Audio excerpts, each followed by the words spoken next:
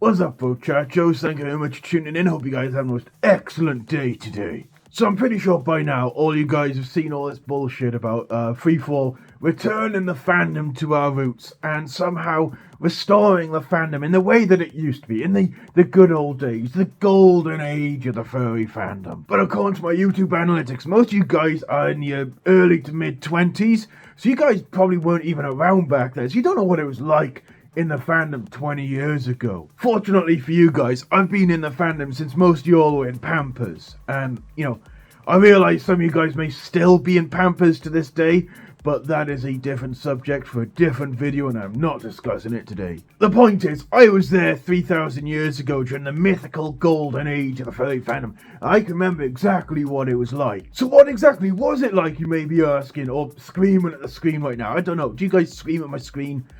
Drop in the comments below if you scream at the screen at any point during my videos, because I'm kind of curious now if that ever happened. But anyway, enough of that tangent. Thinking back on it, the biggest difference between now and back during the golden age, the biggest thing is that the fandom wasn't such a big thing back then. I mean, today, in this day and age, the furry fandom is actually getting to be pretty damn big. I mean, look at Anthicon, it's getting like 10,000 attendees or something ridiculous like that. Like 2,000 or 3,000 fursuiters. Now, back in the day, they struggled. Well, I don't want to say struggled. They did really well, but they barely got 2,000 attendees back in the day. I mean, like, look at the difference. You get more fursuiters at Modern Anthicon than you used to get whole attendees back then. Hell, it just about filled the hotel back then, and the dealer's den was held in the smallest of the Western Convention Centers, 3 big rooms that they had there. So, it was a lot smaller. So,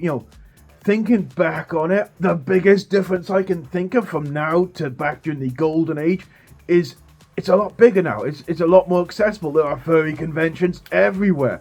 Everyone knows what a furry is, pretty much. You mention furries, most people that you encounter, unless they're like some ancient boomer, have probably heard of the furry fandom. They're aware of us, and you don't need to explain it to anyone. You don't need to fight off any, well, that's a bit weird comments, because people already know and understand the furry fandom.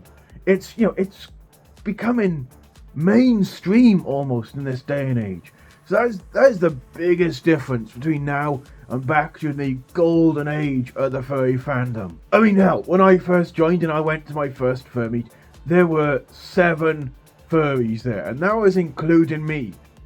No fursuiters, nothing. In the whole of bloody South Wales, pretty much, which is a fairly decent number of people, there were 7 furries turn up. I mean, now you go to like the Cardiff fur meets and there's 50, 60 of us turning up.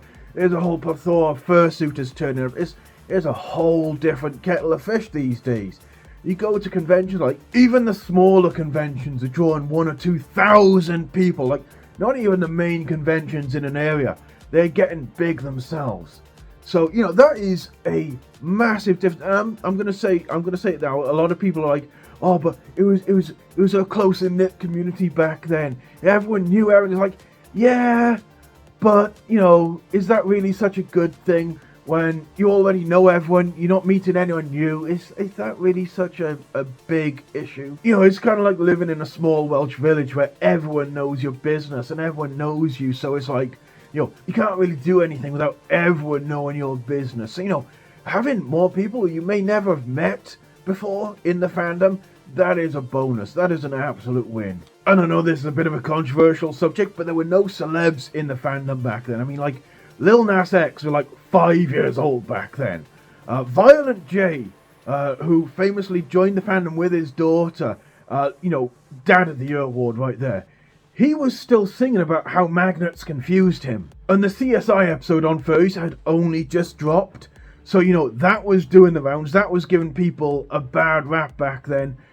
If you mentioned being a furry back then, someone might be like, oh, I've seen an episode on CSI about that. And it's like, oh, no. Oh, here we go. Nope. Nah.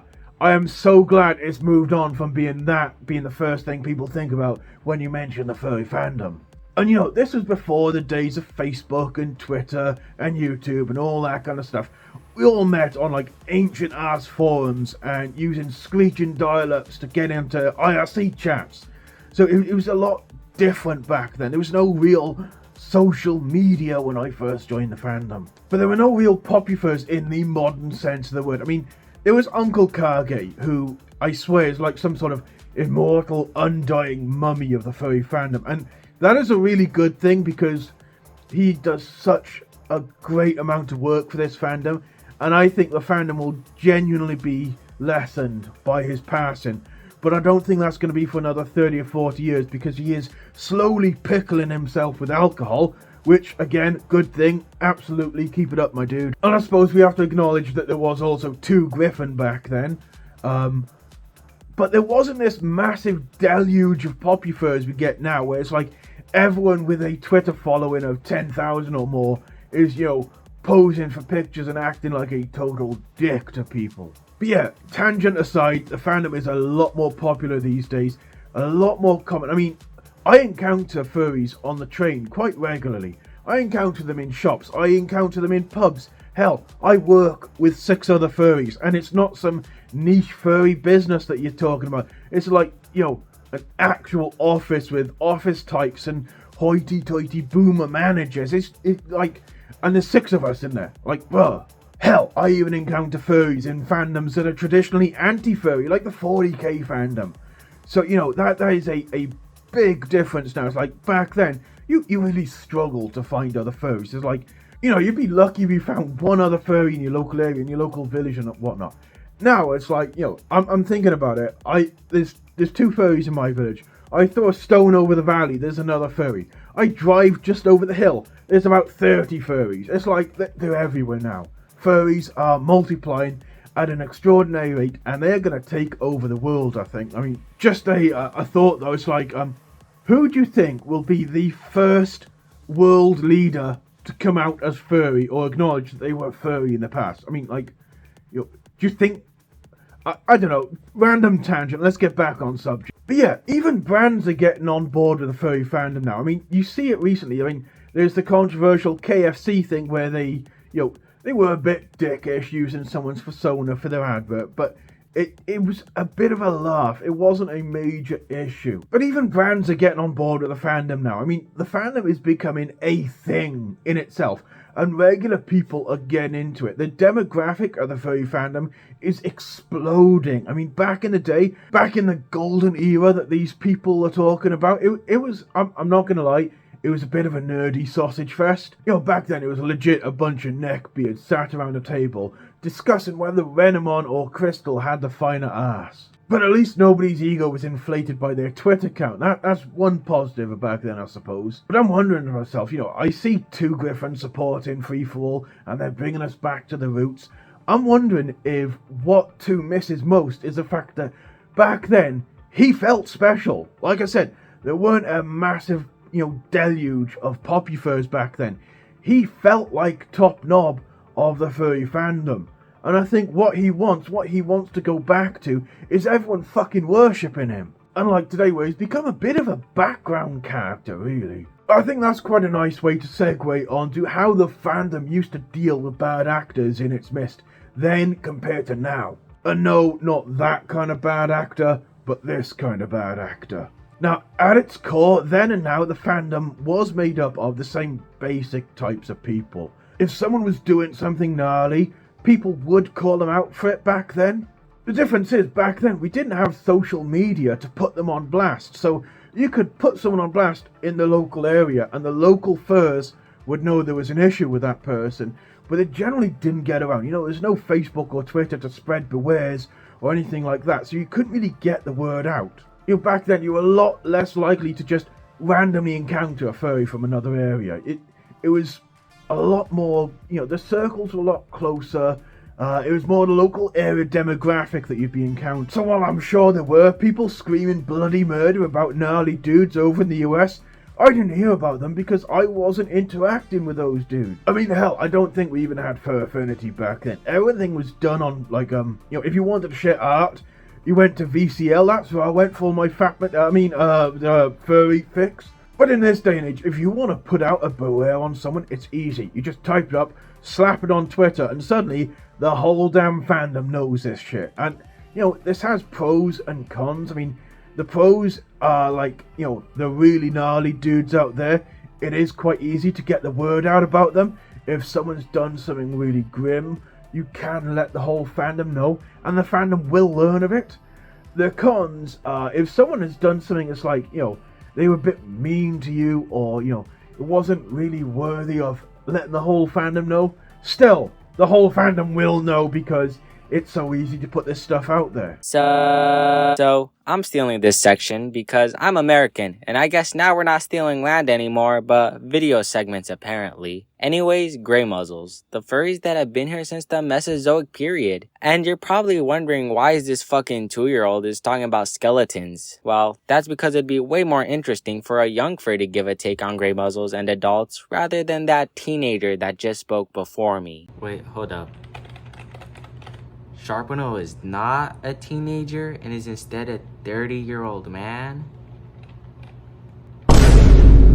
Well, that's some Gen Z humor for you oldies but goldies out there. Anyways, the main point, like my buddy has stated beforehand, the fandom certainly has changed in recent years and it's becoming slightly more mainstream. Though with more young furs such as myself joining the fandom recently, I still highly doubt it's a predominantly younger fandom. It's still very much an adult-oriented and orchestrated fandom. I mean, I follow safe for work accounts and I still get borderline not safe for work stuff, if not actual not safe for work stuff appearing in my furry timeline once a blue moon. So it has got me thinking, does the fandom favor young furries over gray muzzles? And if older furries became obsolete? Well, I can definitely say as of right now, the adult furries are here to stay without a doubt. And if the young furries out there think that we can just get rid of them, then you're completely in the wrong. With that said, I do believe older furries need to tone down what they decide to share on their public accounts. There's obviously AD accounts for a reason, so you can probably guess what I'm referencing. And that's why I truly do think the fandom is more centered around adults, because I do see how heavily it's been normalized. And I do think it's the reason why adults are way more hesitant when young furries are present for this very reason. It's the fact that when we are in spaces talking and discussing, we're not really seen as friends and more or so a liability risk to older folks. It does suck because I have a lot more adult friends than friends my age online because they're much cooler and knowledgeable than I am, and I just like to discuss with them about various things. And even my close adult friends are wary to talk to me about certain things because of the liability I pose to their image, which, newsflash to some people, if an adult and young furs are friends,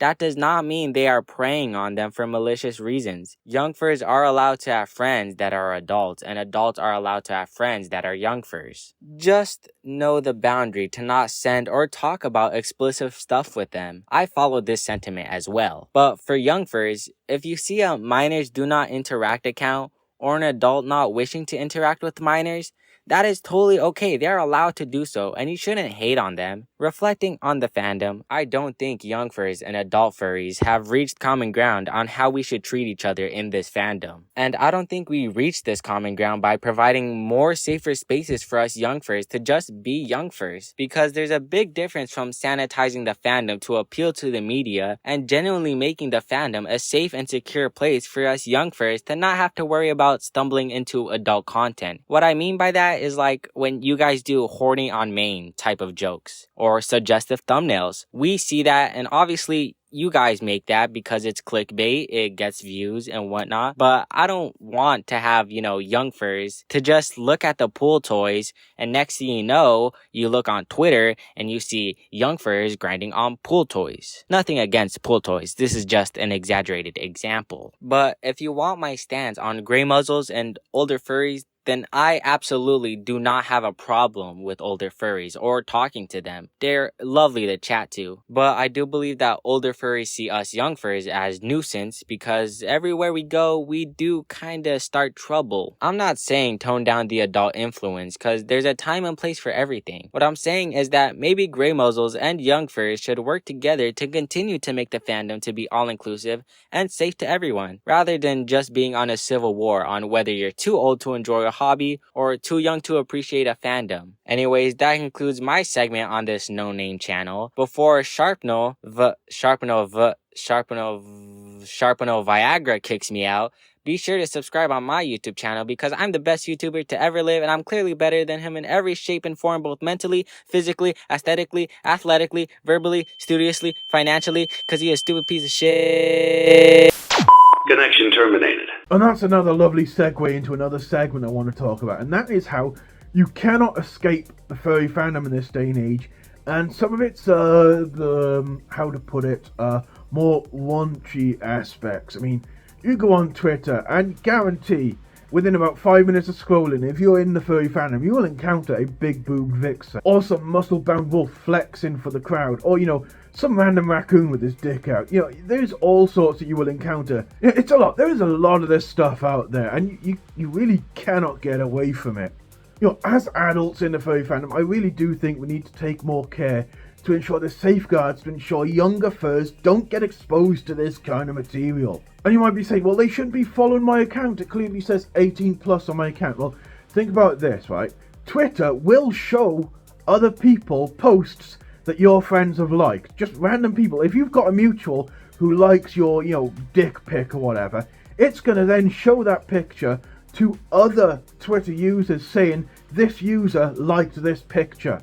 So even though this, you know, younger fur may not be following your account, if they're friends with this intermediate fur, that person liking your pictures now exposed the younger fur to your content. So, you know, it's not that hard to put an 18 plus filter on your tweets. I'm pretty sure you can do it, you know, with a couple of clicks of a button. So consider doing that just to avoid exposing the younger furs to shit that they're really not ready for. Hell, as my man Novelly quite happily put it, I am an ancient ass boomer, and I don't want to see that kind of shit on my timeline. You know, I'm here for the cute art and adorable fursuits, and maybe, occasionally, a little bit of gossip about the poppy furs.